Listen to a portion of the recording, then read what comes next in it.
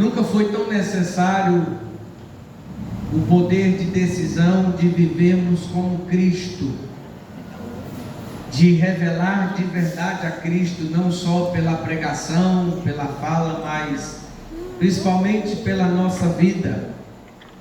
Nós temos dentro da palavra de Deus vários homens que viveram em diferentes épocas, que estão inseridos aqui, uns por motivos negativos, para serem exemplos para nós, mas em sua maioria outros que foram honrosamente inseridos nos relatos da palavra de Deus, para nos darem o exemplo de homens de Deus que foram, de mulheres de Deus que foram, pelo poder da decisão que tiveram, pelo valor que eles deram ao Deus que lhes apareceu, que se lhes revelou com seu amor e graça, que foram e são até hoje bons exemplos de pessoas que decidiram abraçar para si o propósito e os projetos de Deus para as suas vidas. E assim nós temos dentro da palavra de Deus diretrizes de Deus dentro das vidas desses homens, que nos faz olhar para nós e queremos ter o desejo de ser que nem eles foram na presença de Deus. Haja visto o próprio apóstolo Paulo, enquanto pregava e em seu cuidado às igrejas, principalmente a de Corinto, vai dizer: sede vós meus imitadores, como eu sou de Cristo. E assim nós somos pela palavra incentivados a sermos pessoas decididas em Deus e por Deus, para valorizarmos a presença, a glória, o amor, o poder, aleluia, o investimento que Deus tem feito em nossa vida, através de uma vida de obediência e devoção ao Senhor. Quando nós vamos ao livro do Gênesis, Deus está possivelmente no Monte Horebe, relatando a Moisés aquilo que antes dele havia acontecido. A Moisés, Deus está narrando este fato aqui. O Gênesis é escrito em cima do Monte Horebe. E Deus narra, e Deus tem prazer, irmãos, em falar de nós quando nós somos, aleluia, realmente entregues a Ele, quando nós realmente valorizamos a presença de Deus na nossa vida. Deus tem prazer em falar de nós. É quando nós olharmos para Jó e observarmos que não foi Jó que falou de si próprio, é Deus quem dá testemunho dele lá no céu diante do inimigo. E Deus está narrando os fatos, o livro do Gênesis a Moisés, e Deus fala de um rapaz que decide servir integralmente ao propósito, a um sonho ou a sonhos de Deus para a sua vida, aos projetos de Deus para a sua vida. Nos fala de José, um filho de honra de Jacó. Haja visto o penúltimo filho da sua força, do seu vigor, um rapaz entre aproximadamente, onde nos é relatado, no capítulo 37, está ali com seus 14, 15, 16 anos, um adolescente, mas a Bíblia já nos mostra que ele era reto, era diferente de seus irmãos, era obediente ao seu pai. Ele era zeloso daquilo que seu pai lhe ensinava e buscava ao Deus de seu pai. E assim nós observamos que Deus vai trabalhando na vida de José, primeiro usando seu pai, que lhe presenteia com uma túnica de várias cores que representava destaque familiar. Um adolescente decidido por Deus, que decide abraçar o projeto de Deus, sempre vai ter destaque na sua família, dentro da igreja que congrega, na sociedade. E a gente observa que Deus dá a José 2 sonhos. Ele fica bem empolgado no início, né? quando conta o segundo, é repreendido pelo pai, porque o pai subentende que naquele sonho até o próprio pai e a mãe se prostrariam diante do filho pela posição que alcançaria. Mas nós temos que observar uma coisa: a Bíblia diz que Jacó guardava aquilo no coração, e José começa a viver o trabalhar da sua decisão com Deus. O primeiro ponto de nós valorizarmos a presença de Deus na nossa vida chama-se decisão, ou decisões que tomamos diante de Deus, que vão honrá-lo e revelá-lo na nossa vida. Todos nós precisamos ser pessoas decididas, e quando falamos de nós já crentes, nós precisamos viver de forma decidida a presença de Deus e o que Ele projeta para nós. Dificilmente nós conseguiremos vencer em uma luta de braço da nossa vontade e da vontade de Deus. E nós não podemos viver uma forma decidida, querendo viver a nossa vontade, dizendo que é de Deus. Haja visto, Paulo tenta fazer isso, porque perseguia a igreja de Deus, de Cristo, em nome de Deus. E Deus vai dizer o que? Jesus, quando ele está lá com o rosto em terra, e agora levanta e está olhando uma luz, e vê um homem que vem conversando com ele, e é Jesus. Jesus vai dizer o que? Paulo, é duro para ti recalcitar contra o meu ferrão. Minha vontade é mais forte, e me convém te mostrar que te convém sofrer pelo meu nome. E Deus começa a trabalhar a vida de José. De que forma? O colocando em dificuldades.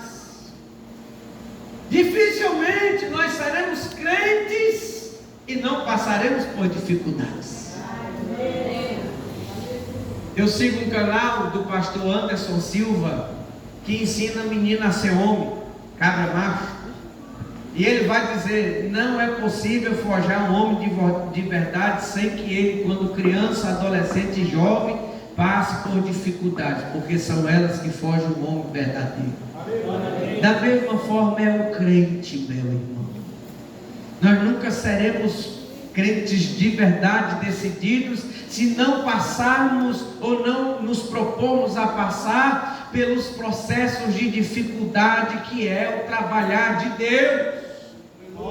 E Deus trabalha a vida de José, porque para viver aqueles sonhos, Deus tinha que ensinar José a valorizar a sua presença, o seu propósito, aleluia, a sua glória revelada na vida dele. E Deus vai trabalhar a vida de José por meio da dificuldade. José, invejado pelos seus irmãos, por ser um homem de Deus, ainda adolescente. José perseguido dentro da própria casa pelos seus irmãos. E agora planos são traçados para ceifar ou para tirar José do caminho daqueles homens que eram seus próprios irmãos. E todas as vezes que nós nos abraçamos ao projeto de Deus e decidimos por Deus e seguimos os seus propósitos e vontade e projeto para nós, sempre se levantarão aqueles que não vão querer que isso aconteça na nossa vida. O mundo peleja contra a tua decisão diante de Deus. O mundo vai usar os dele para tentar parar você que é decidido, para tentar parar você que valoriza a presença de Deus, para tentar parar você que honra a Deus com seu testemunho de verdade. O mundo vai levantar aqueles que ele quer usar para vir querer te ludibriar, para querer te atrair para os seus prazeres. Mas eis, permaneça firme, porque assim como Deus esteve, mesmo ele projetando aquelas dificuldades, o Senhor esteve junto do José, no meio da perseguição, no meio da inveja, no meio dos levantes. Quando ele foi vendido, Deus estava lá na cisterna.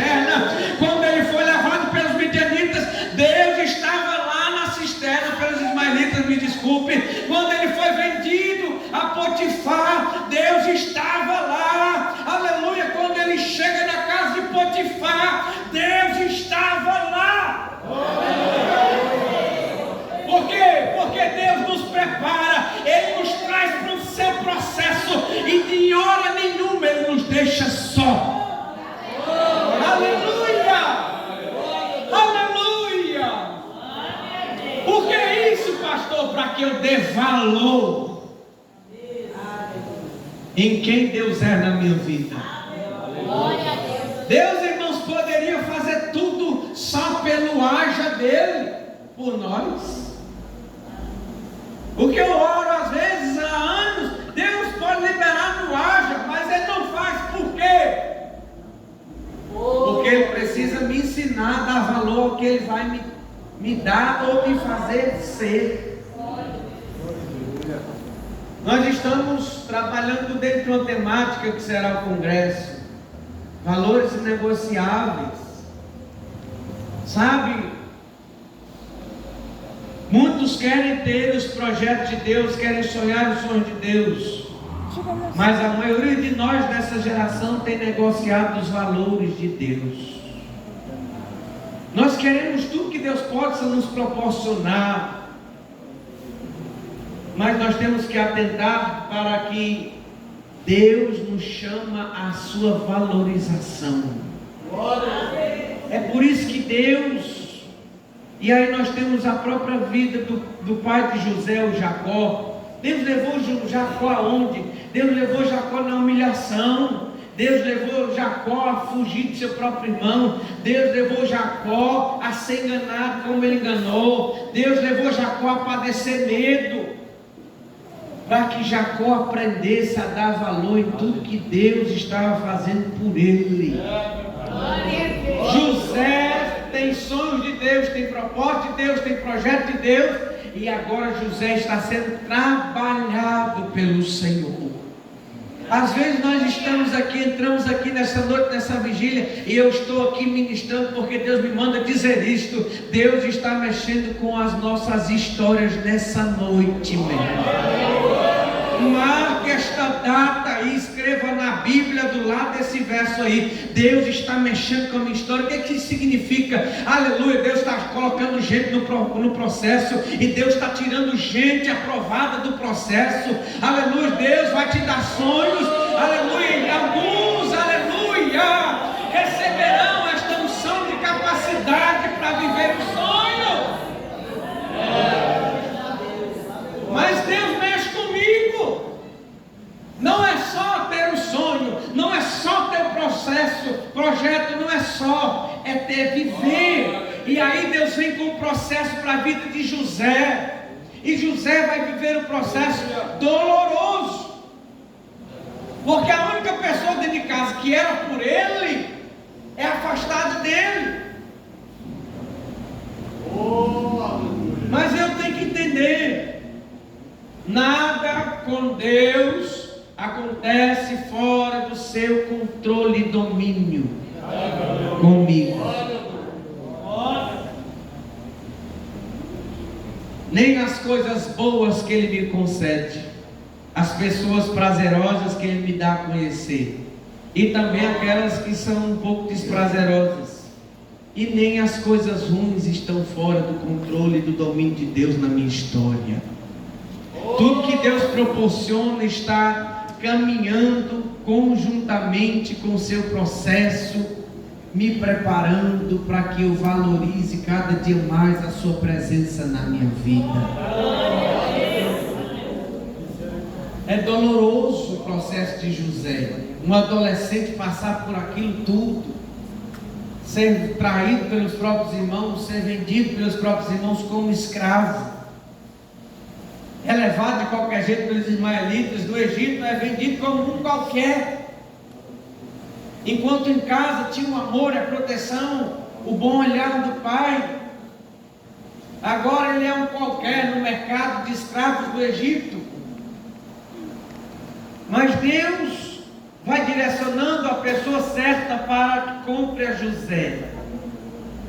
Às vezes as pessoas vão lhe avaliar, e quando alguém te avaliar, isso é querer mostrar para você um valor que aos olhos dela não significará que você tenha, mas aos olhos dela vai te rebaixar muito no seu valor. Não olhe para isso, preste atenção, é no que Deus está fazendo através dessa pessoa que vai lhe rebaixar o seu valor. O Potifar compra José como um escravo, leva-o para a sua casa, mas José permanece íntegro com Deus. Sabe, amados, valorizarmos o que Deus é na nossa vida requer de nós mantermos nossa integridade cristã. Quando falamos de integridade cristã, primeiro falamos de santidade ao Senhor. Tem sido dificultoso falar de santidade na igreja, nessa geração, tem sido dificultoso.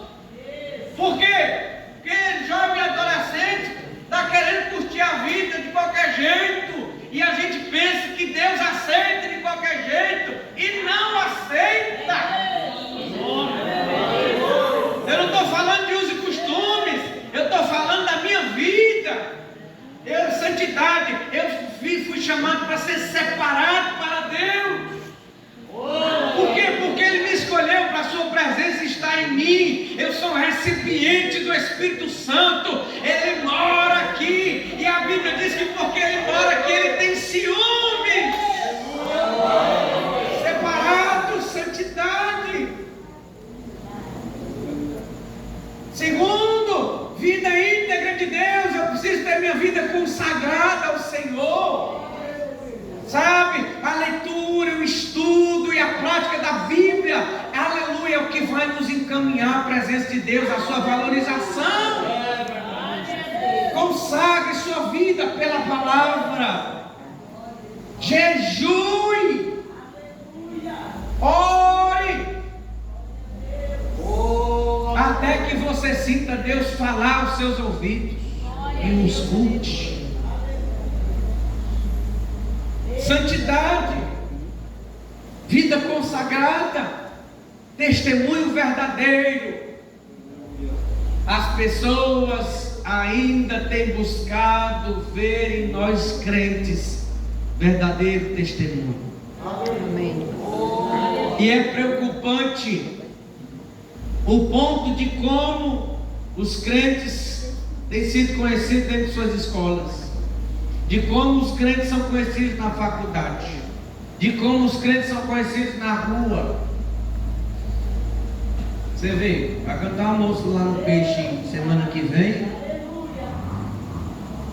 ela assume que é crente. Não, eu sou crente, eu sou evangélico, eu sou evangélico, eu sou evangélico. Mas o testemunho não condiz. Porque na nossa geração, se é evangélico, nós estamos que nem a idade das trevas. Lá no ano 300 até o ano 1500, muitos séculos de trevas dentro da igreja, em que a sociedade era status, alguém dizer, não, eu sou cristão, eu assumi um título no Império Romano, eu tenho um título dentro da igreja, eu sou do clero da igreja, eu sou isso da igreja, era título, e na verdade a maioria das pessoas de cristão não tinha nada com o seu testemunho. A nossa geração infelizmente tem vivido a mesma coisa, porque as pessoas estão achando que ser crente é status, e a gente não está entendendo que ser crente é muito mais do que uma religiosidade, do que religiosismo. Ser crente é assumir a identidade de Cristo na nossa vida, e eu preciso testemunhar Cristo. Meu irmão, cuidado como eu estou andando lá fora, cuidado como meu professor me conhece, cuidado como minha mãe me conhece lá em casa, ela não é crente. Cuidado como seu patrão me conhece, porque se eu estou levando o nome de Cristo, aí o apóstolo Paulo vai dizer, cuidado para não vituperar o nome de Cristo. O que é vituperar? É lançar na lama, é queimar o filme, na linguagem do jovem. E a gente precisa ter cuidado. O testemunho é importante. Lá está José na casa de Potifar, talvez magoado, ferido, chorando por dentro, mas José está com a sua posição aqui. Eu sou servo de Deus também, eu vou dar o meu melhor. Esse homem vai ter que me conhecer como servo de Deus, então eu vou ser servo de Deus aqui também. Aí passam os seus dias, talvez meses, anos, a Bíblia diz que Potifar olha para José e reconhece quem ele era, e colocou a José como mordomo de toda a sua casa. Somente a sua esposa lhe era vedada, porque Potifar viu que nele habitava um espírito excelente, e que o que ele fazia prosperar. Não é só Deus trabalhar comigo, irmão, eu tenho que fazer minha parte, glorificando o nome do Senhor, valorizando o nome do Senhor na minha vida. E José está lá. Um fato acontece, permitido também por Deus. A mulher de Potifar põe os olhos no José, e agora ele não é um adolescente, ele é um rapaz formado, talvez vistoso. Eu não vou falar bonito, porque eu não chamo bonito, vistoso. E ele está lá fazendo seus afazeres, ordenando os funcionários. E ela arma um laço para estar a sós com José, despede os funcionários. E ali José poderia ter feito o que ele quisesse. O que ele quisesse, seu senhor nem saberia. Mas ele mantém a sua integridade com Deus. Ele vai dizer: não, senhora, aqui nessa casa eu mando em tudo, só a senhora que me é vedada. Eu não lhe toco. E o que ele faz? Ele foge daquela mulher. Sabe por quê, meus amados? É melhor fugir. E às vezes tem o nome sujo igual José, que foi difamado por aquela mulher. Mas é melhor fugir tendo sua integridade, sabendo quem você é em Deus, mantendo sua santidade, mantendo seu coração somente cheio da presença de Deus, mantendo seu crédito com Deus e se mantendo no processo, do que ficar fazendo escondido, pensando que Deus não está vendo, e Deus está vendo tudo. Ele prefere sua integridade. Ele prefere sua integridade. Aleluia. E Deus continua trabalhando, porque ele se torna um suspeito de tentativa de estupro. Mas olha o trabalhar de Deus. O suspeito, historicamente dito no Egito, mesmo que fosse suspeito, ainda mais sendo uma mulher, esposa de alguém tão importante, José seria decapitado imediatamente. Era uma lei. Mas o trabalhar de Deus continua com José. Deus o estava preparando para o que viria. Deus o está guardando. O seu Senhor não lhe manda para ser degolado. O seu Senhor lhe manda para a prisão, ficar com os outros presos comuns. E ali onde ninguém imaginava, Deus continua preparando José. Eu, ouvindo uma palavra, guardei essa frase: não é o lugar que me diz que sou ou não servo de Deus, é o próprio Deus, independentemente do lugar, que continua comigo, me afirmando que eu sou seu servo. E José está lá na prisão, um lugar dos mais improváveis, onde Deus possa estar preparando alguém. Mas Deus está preparando José lá. Ele chega como o estuprador, mas as pessoas colocam os olhos nele e veem que ele tem um espírito diferente, que não é como os outros presos comuns. O carcereiro olha para ele e confia tanto que José tem o domínio das chaves e organização de toda aquela prisão. E Deus está observando José, assim como Deus está nos observando todos os dias, assim como Deus está observando a nossa intenção aqui nessa vigília, assim como Deus observa a nossa intenção ao levantar, quando a gente vai fazer algo. Deus está observando tudo, e Deus está observando a José, e Deus está preparando o tempo certo Então, no tempo certo, Deus permite que o copeiro mor e o padeiro-chefe sejam presos, porque estavam com falcatrua com o faraó. Possivelmente o padeiro estava colocando pedra na massa do faraó. Mas tudo aquilo era circunstância que Deus cria. E eles têm ambos o mesmo sonho, só que de forma diferente. Porque o copeiro mor sonha e ele vê três taças que lhe eram dadas, e ele pegava um grande cacho de uvas e espremia dentro da taça do faraó, ele dava a mão. E a interpretação é boa. Dentro de 3 dias Deus te restituirá o teu cargo. E o padeiro curioso conta o seu. Eu também sonhei 3 cestos, e aí um estava sobre a minha cabeça, e as aves do céu vinham comer no meu cesto. Tá bom, em 3 dias o faraó mandará cortar sua cabeça. E acontece. E quando ele fala para o copeiro, dizendo: quando for restituído, não se esqueça de mim. Irmãos, humanamente falando, imediatamente quando aquele copeiro foi restituído, ele poderia dizer ao faraó, dizendo: Senhor, tem um homem lá na prisão que é o cara. Poderia ou não poderia? Mas Deus estava preparando José.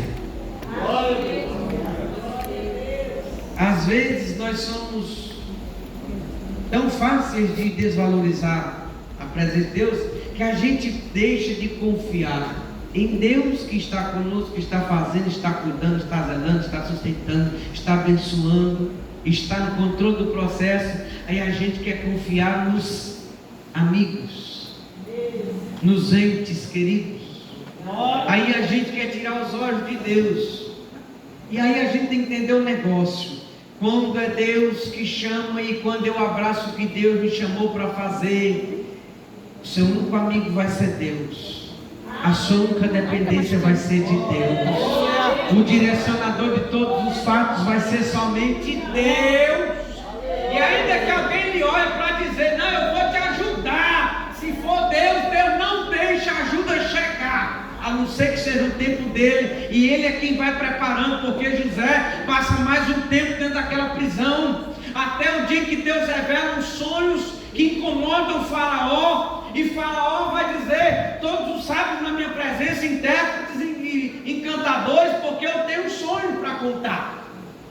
E ninguém dava interpretação. Então é despertada na memória daquele copeiro que José estava ainda na prisão, e este relata ao faraó, e Deus começa a dar ao José, depois que José aprendera duramente a valorizar a presença de Deus, aquilo que os seus sonhos, quando na adolescência lhe traziam. Aleluia. Até aquele momento.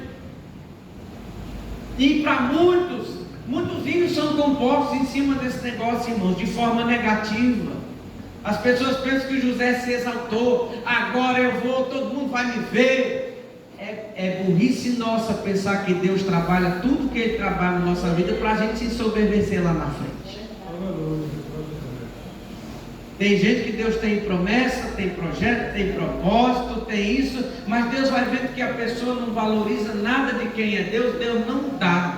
Morre com promessa, morre com sonho, morre com projeto, morre com propósito, mas não vive, porque tem um ditadozinho que a gente fala: Deus não dá asa à cobra. Isso é verdade. Eu conheço muitos, irmão, estão chegando no fim da vida e eles até hoje murmuram contra Deus: eu nunca vivi a promessa que Deus me fez. Vai ver o histórico do santo. Lá está José. E agora José é colocado em posição de honra. José honrou a Deus, valorizou a Deus na dificuldade, como escravo, com a difamação, na prisão. ele entendera que tudo aquilo era o trabalhar de Deus lhe preparando para esse tempo. José agora é o primeiro abaixo de Faraó em todo o Egito, que era a maior potência da terra. E José não se ensoberbece. José não se exalta. José firma os pés e continua valorizando a presença de Deus. E o que isso tem a ver? Chega o tempo em que a segunda parte do sonho de Faraó acontece, a grande fome dos 7 anos. E justamente quando se inicia, bem próximo a se iniciar, Deus dá a José os 2 filhos, Manassés e Efraim. E ele chama o primeiro Manassés dizendo: Deus me fez esquecer todo o meu trabalho e toda a casa de meu pai. Ele entendera e ele glorifica a Deus dentro dessa circunstância toda. E ele sabe que era Deus quem estava trabalhando todo aquele tempo na vida dele. Aleluia. Estenda sua mão assim, por favor.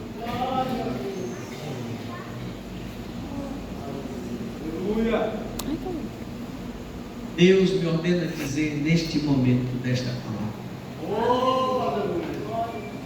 Manassés,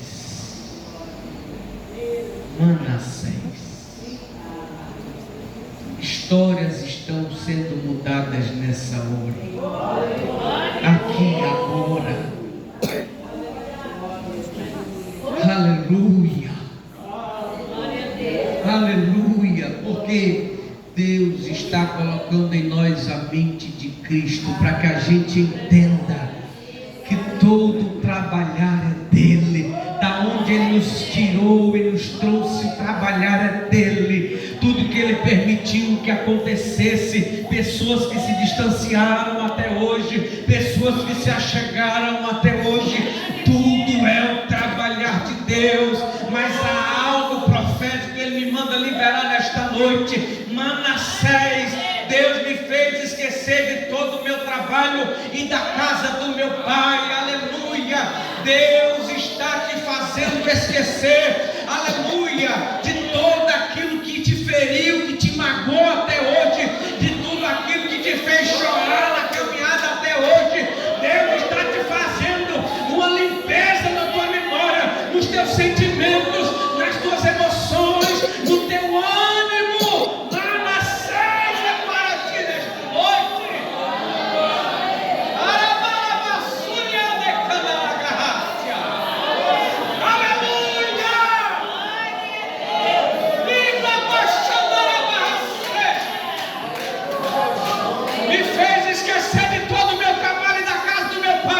Isso aqui não significa que ele estava dizendo: eu já me esqueci da fisionomia, do amor do meu pai e dos meus irmãos. Não, Deus está dizendo para ele está mostrando aqueles que vão reconhecer Manassés, e Deus está falando para nós, aleluia,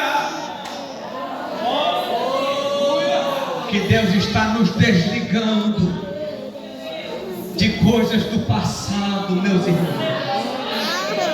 Quem quer viver coisas novas com Deus tem que deixar o passado lá. Olha o que José fez. Esquece de onde Deus já te tirou. Por lá você já passou. Olhe para frente. Para de ficar querendo voltar. Deus não vai te deixar voltar, meu irmão. Deus te trouxe aqui, te trouxe para cá. É aqui que Ele te quer. Então, Manassés é para você. Aleluia! Aleluia! Aleluia! Jovens e adolescentes, o Senhor nos chama nesse tempo a valorizarmos a sua presença, porque um dia Manassés chegará para nós. Manassés chegará para vós. Segundo, ao segundo deu o nome de Efraim, pois disse: Deus me fez próspero na terra da minha aflição. Eu quero que você fique de pé. Aleluia, aleluia. Eu gravo.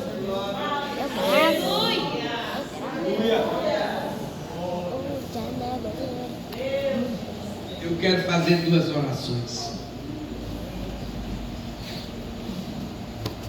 A primeira, eu queria que adolescentes e jovens casados saíssem do seu lugar, viessem à frente, por favor.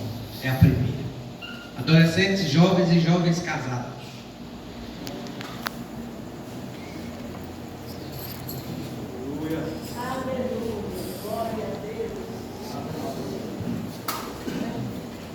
Você distribui aqui, por favor, tá? Não botou ainda? Pra cá.